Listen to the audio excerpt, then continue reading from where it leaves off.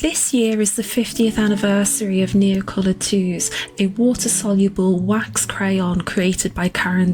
a Swiss art materials company. Now, I got my very first set some 30 years ago when I was a teenager back at school,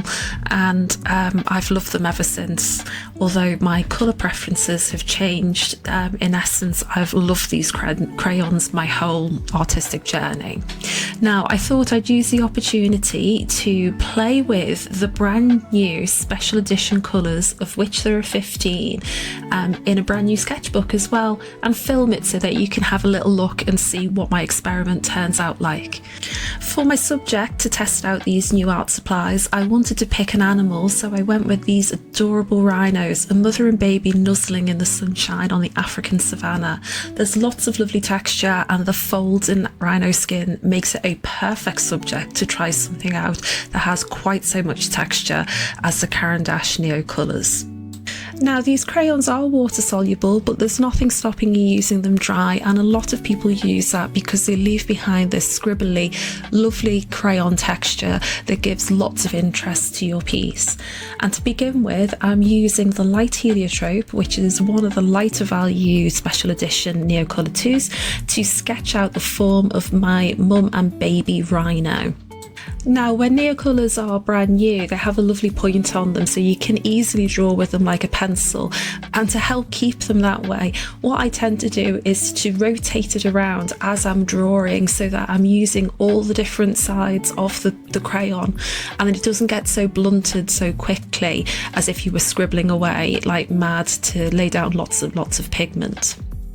I'm not pressing too hard as I don't want to fill up the tooth of the paper, and by that I mean this sketchbook is 100% cotton, it's 200 GSM, and it's relatively smooth. It's certainly not cold press, but it's got tooth to it, which means there's a little bit of grit or grain, and as you're laying down media, particularly dry media, you'll find that the tooth gets filled up after lots and lots of layers are applied, and it becomes increasingly difficult to lay down more pigments of any type on top of it. So to begin with, I'm pressing very, very lightly, and just suggesting the form of the rhinos as I go,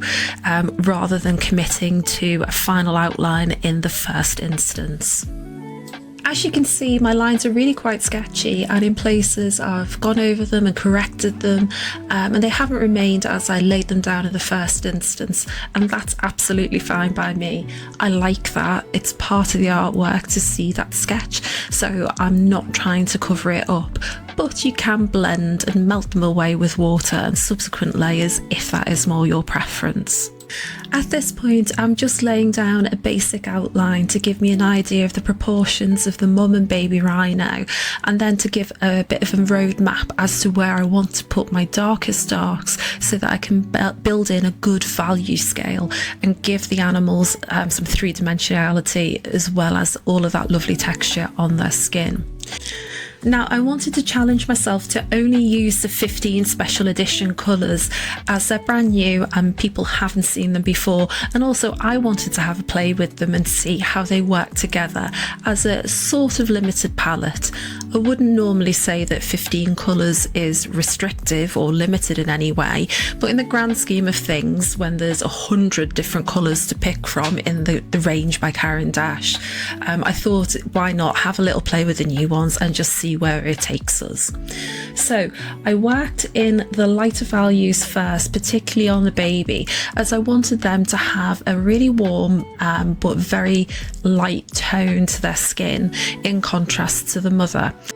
After using the light heliotrope to sketch with, the first colour that I reached for was the light peony yellow. Now, in retrospect, I felt that this was quite cool in comparison to all of the other colours in this limited palette of 15. So as you can see later on in the video, I don't leave it as it stands, and we're going to blend in other colours on top to try and warm up the baby rhino a little bit more. But to begin with, I laid that down as my lightest tone, and then came back in with some conch pearl and some peach blossom to start giving a bit more tone and value to the baby.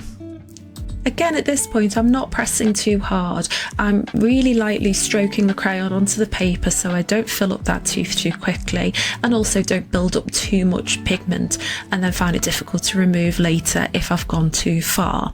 I'm trying to focus on value more than I am on replicating the exact colours that the animal is in real life. Of course, we don't tend to have pink and yellow baby rhinos. What a world it would be if we did. But instead of that, I'm thinking about what is the lightest area, what colour do I have in my toolkit that would match with that, and build up from there. If you follow me on Instagram or you've seen my shorts on here, you may have seen that when I got my 5 sets of the new Neocolors, I changed the order into a roughly rainbow order. And as it happens, the 15 colours that I pulled out for this experiment were pretty much laid out from the lightest value to the darkest value. So it was easy for me to work from left to right and build up the tone. What I'm doing here is coming in with a damp brush, which is a 1/2 inch dagger by Rosemary & Co. It's one of their synthetic fibre brushes, and I'm just using it with barely enough water on to move the pigment around. Now, you could use plenty, and this paper certainly stands up to that, but I wanted to be a bit more careful to begin with and just see how much pigment was released by adding this amount of water before I went in and muddied up my piece without intending to do so.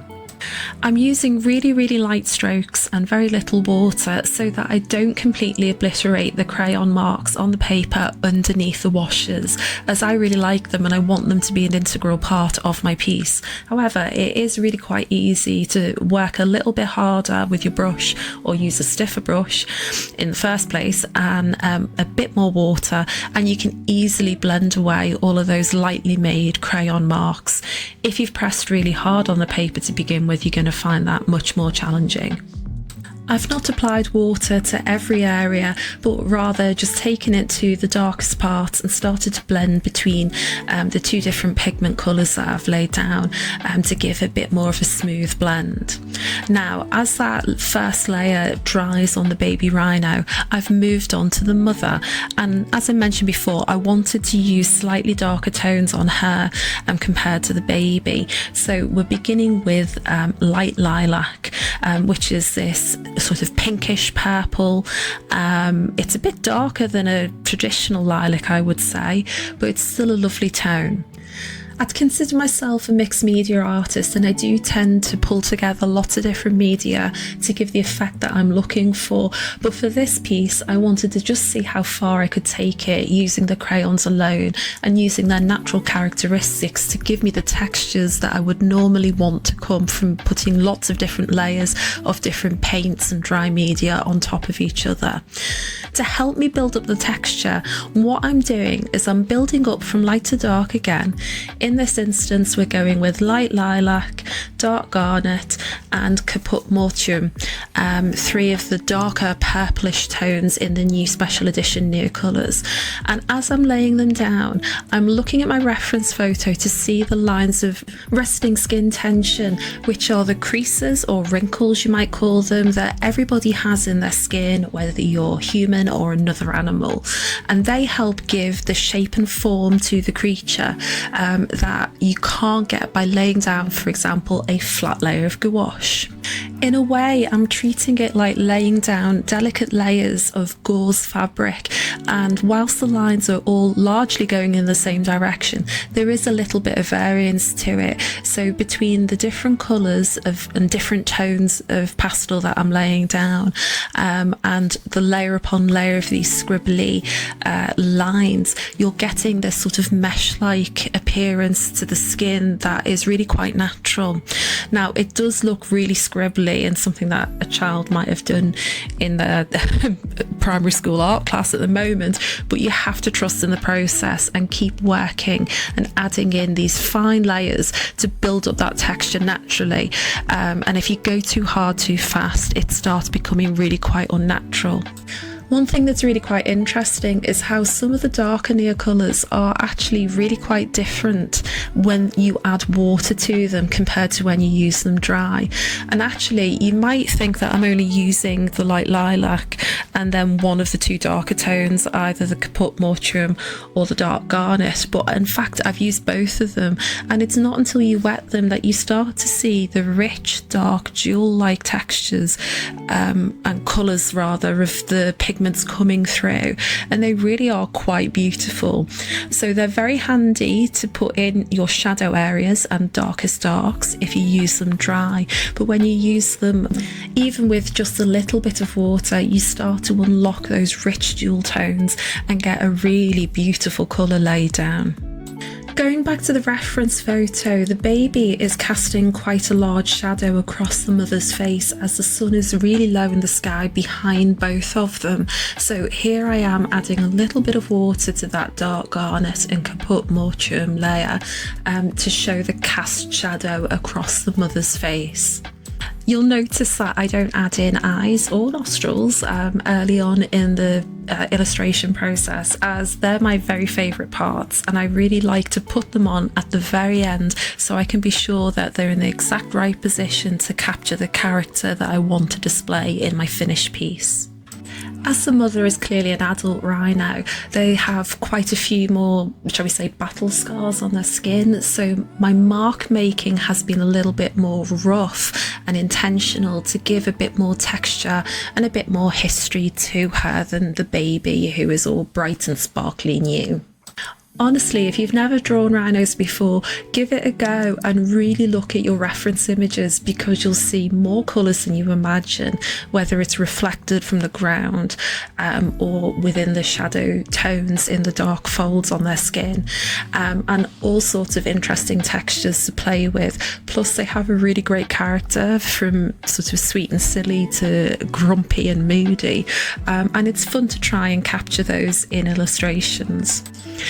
As I tend to do in my work, I jump around a lot, and here I've left the mum to dry as there's lots of pigment and a bit more water than I used on the baby, so we're giving that some drying time, and I'm trying desperately to not put my hand in the areas of wet crayon as I work on the baby. But here I've gone back to work on the lighter tones, and as I was putting this piece together I realised that that light peony yellow was a little bit too cool in temperature compared to all the other tones in the 15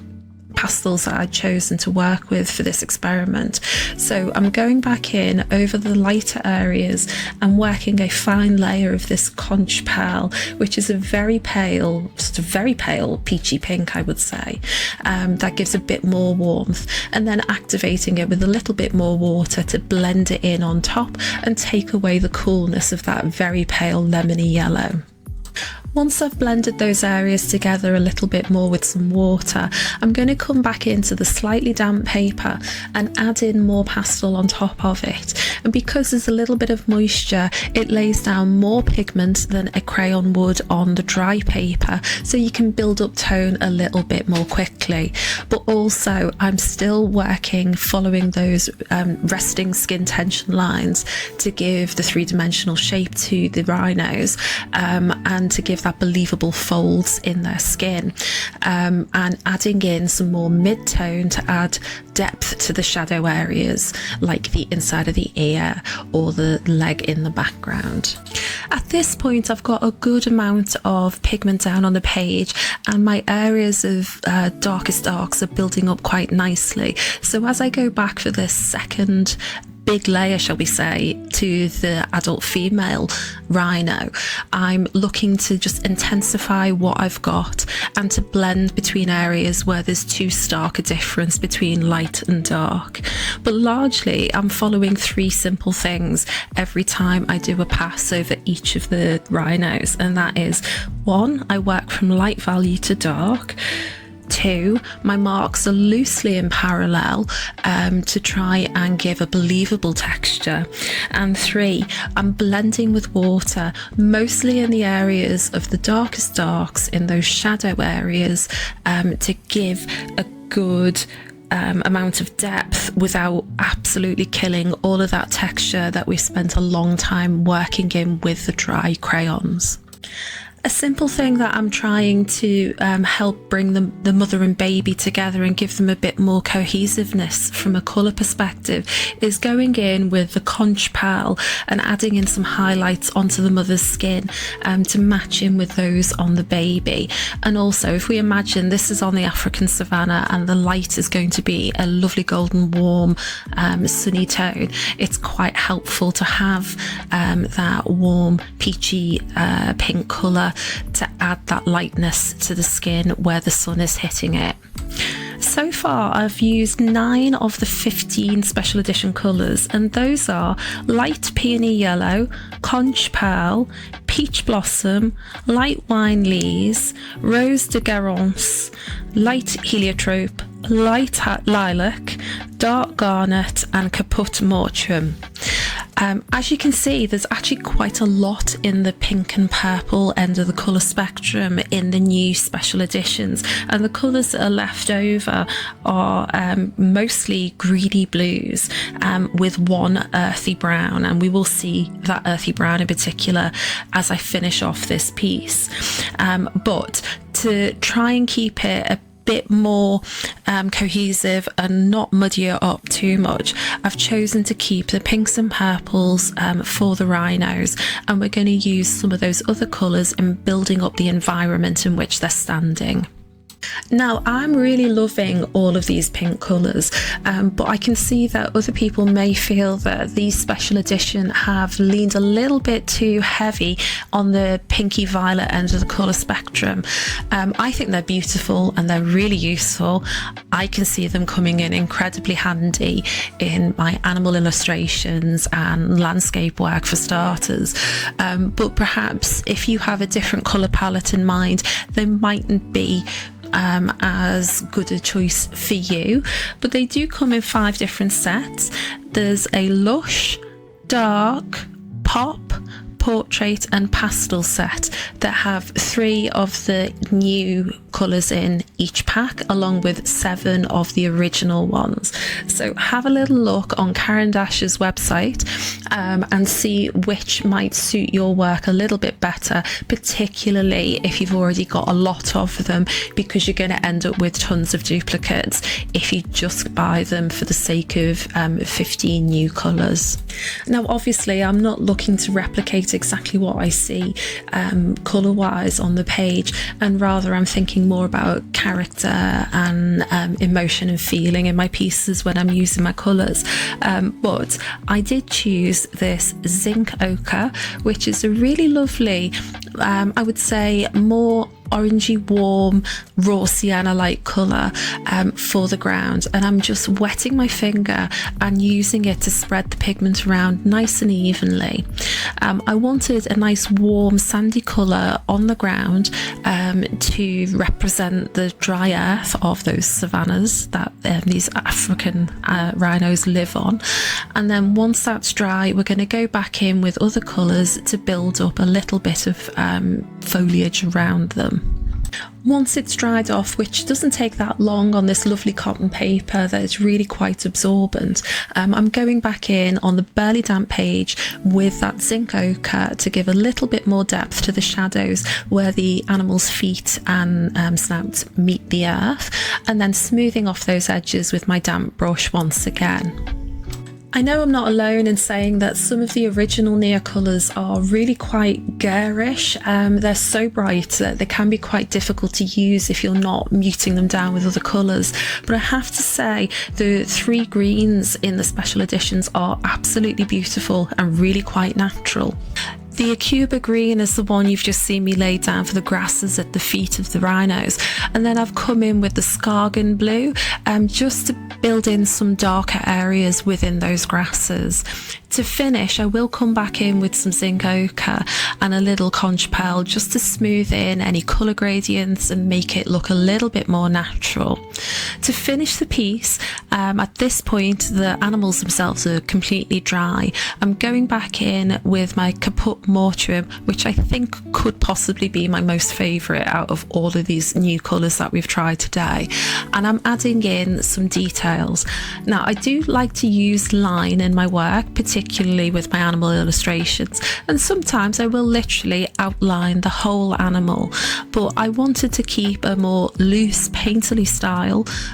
for these two. So rather than outlining every little inch, I'm going in and again looking at those dark areas and finding where I really need extra definition, such as behind the baby's horn, its nostrils are in shadow, and of course adding in two little smiling eyes.